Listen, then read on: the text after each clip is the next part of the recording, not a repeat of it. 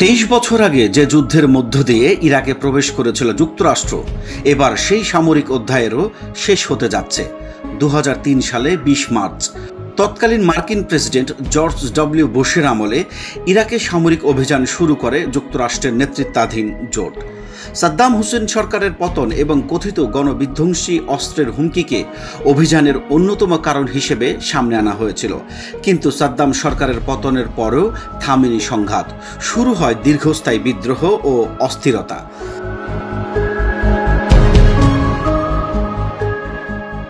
দু সালে বুশ প্রশাসনের সময় ইরাকে মার্কিন সেনার সংখ্যা সর্বোচ্চ প্রায় ১,৭০,০০০ পৌঁছায়।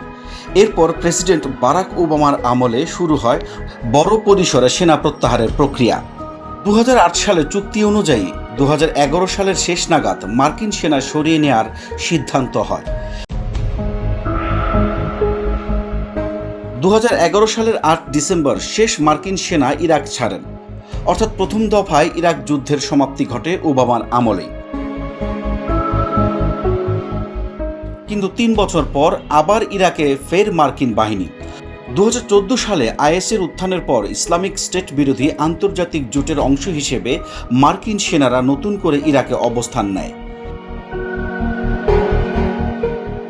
এরপর ২০২৪ সালে ওয়াশিংটন ও বাগদাদ মার্কিন নেতৃত্বাধীন জোটে সামরিক মিশন শেষ করার সময়সূচি ঠিক করে।